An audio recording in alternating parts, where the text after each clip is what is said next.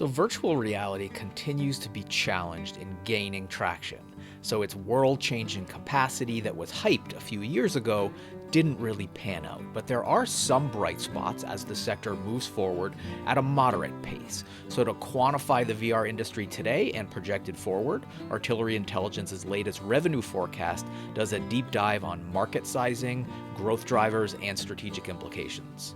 So what did we find out? At a high level, global VR revenue is projected to grow from 8.3 billion in 2021 to 28.8 billion in 2026. And this consists of consumer and enterprise spending, the former leading today mostly due to gaming's dominance as a VR use case. Now, VR has valuable but relatively narrow use in enterprise settings due to its degree of sensory immersion that compromises factors like safety and social presence. And another way to subdivide these figures is hardware versus software. The former leads in spending share, as hardware often does in emerging tech sectors as an installed base is established. Then over time, software spending sort of catches up and builds on that base. This is a common pattern.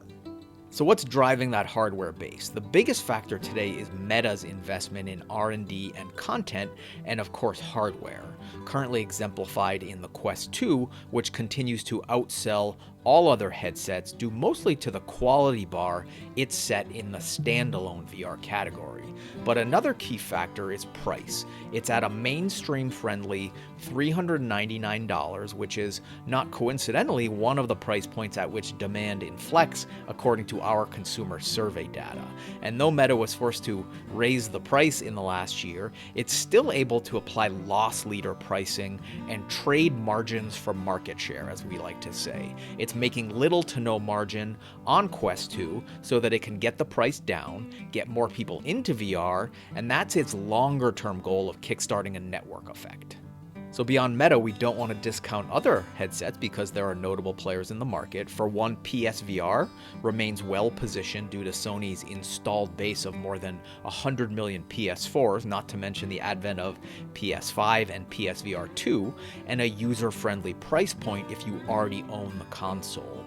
And we also see continued work done by HTC to lean into the enterprise with Vive Pro and Cosmos and Focus and their many variants, as well as the simpler consumer-geared personal entertainment device that is Vive Flow. That could be an emerging category.